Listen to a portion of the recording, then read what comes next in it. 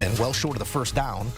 Finished just 11 of 28 for 172, no touchdowns. Lions without incident, 24-6 is your final. Not their cleanest effort, not spotless in any way, but this is a team that has now come to life a bit more than they were earlier this season. Still in a conversation, but needed this one against what many consider the best team in football, the Lions. Now 6-0 on the road this season, the only undefeated team on the road in football as they clinch back-to-back 10-win seasons for the first time in franchise history. All right, best record entering Thanksgiving in Lions history. 10-1, never been better. 1934, sort of the bellwether that we've seen in many of these statistical anomalies that they've been this year. They will turn their attention to a Thursday meeting on the short week holiday football with the Bears and the Lions. All right, fellas, we have come to expect 38-plus point victories with this Lions team. This was not that, but still a win nonetheless. This didn't seem like sixth gear to you, did it, Emery? What did you see from the Lions in this one? This was actually a very good game by Detroit because they got physically tested from the Indianapolis Colts at the point of attack. This was a game that you wanted to see how physical can Detroit be. Can they match the physicality of an opponent? They did so. What I thought was great about this offense was the ball distribution. Everyone got a touch. Everyone got a cookie, as Eric Casillas loves to say with his notes. But when you think about Jared Goff just taking advantage of the underneath zone coverage of the Indianapolis Colts, Colts was doing a lot of guarding air as opposed to guarding man in zone. If no one's around, you just get the guy that's closest to you. Goff was taking what the defense gave him, and we saw the offense just have success. They didn't have the best game offense because of... Fantastic point about Dan Campbell, because you remember the introductory press conference about kneecaps, and we all had a good chuckle about that. I remember saying at the time, I don't know if he knows X's and O's, but guys are going to run through walls for him. He knows X's and O's. He knows how to hire the right people. The whole entire organization has bought in. Brad Holmes is the exact right guy to be the general manager. We also laughed at the idea of Jared Goff trading for Matthew Stafford, and somehow the Detroit Lions coming out on top of that. They absolutely came out on top of that. And I'll just... Okay. What year is this right now?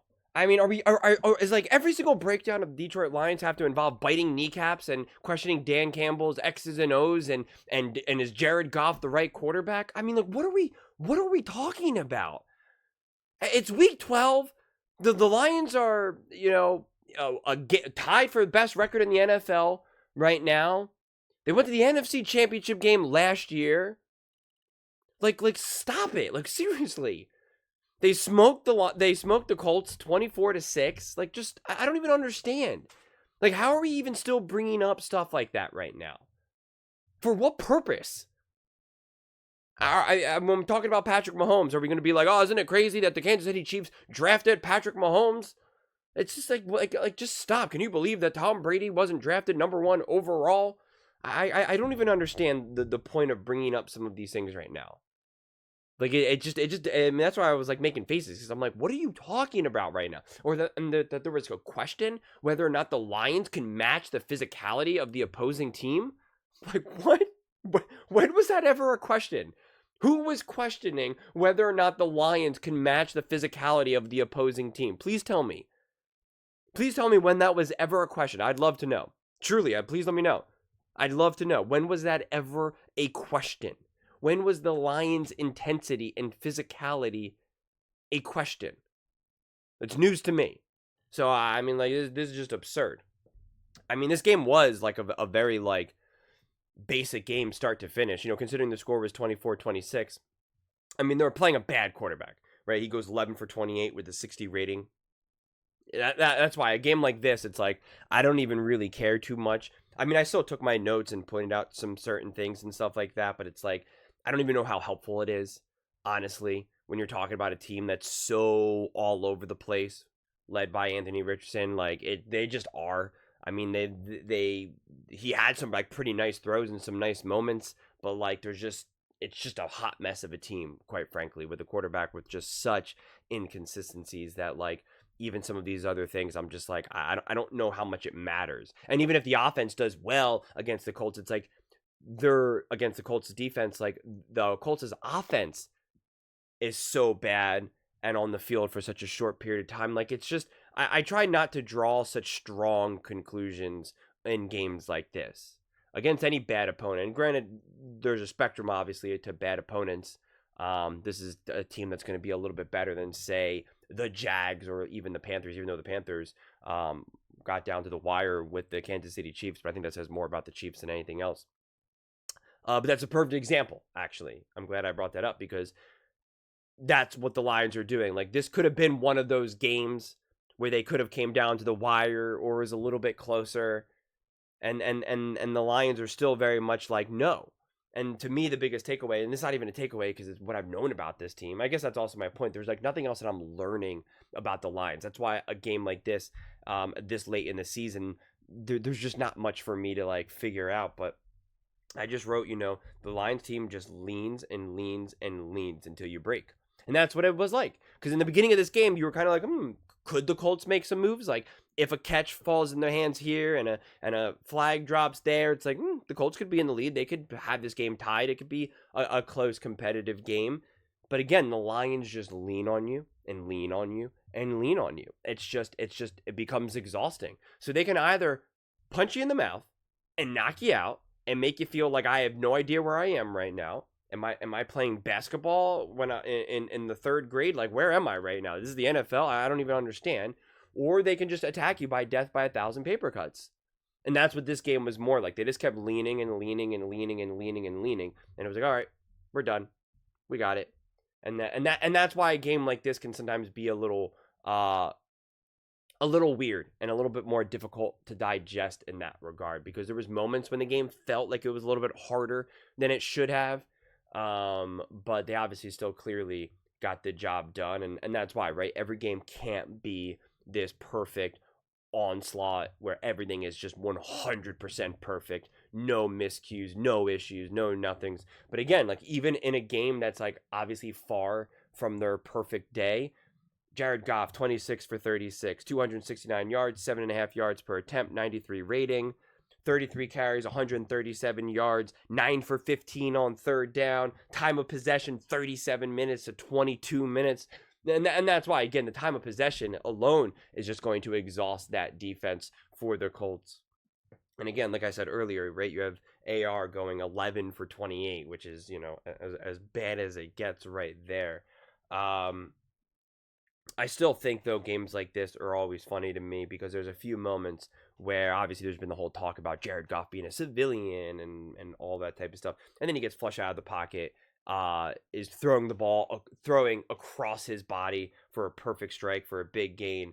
And it's just like, well, is that a civilian play? It's like, if he's making plays like that, then is the only way you're not a civilian is if you rip off like a 30-yard run and dive into the end zone. It's just like, what makes you a civilian? What makes you a great quarterback? I'm still trying to figure that out to the powers at B, quite frankly. So yeah, I mean, like I said, it's like I could go through the notes more deeply, but it's just like I don't even think it's even necessary at this point. The name of the game for the Lions right now continues to be try to stay healthy, which I know they got banged up.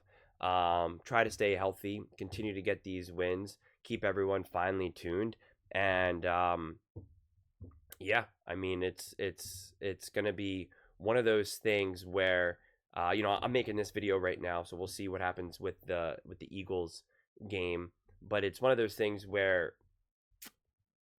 the Lions feel like they don't need the 1 seed. I think having the 1 seed obviously will definitely benefit them as it would any team, but I think the Lions are just so hungry, so intense, and are so ready for the moment more than ever, as we saw by their record based off of historically.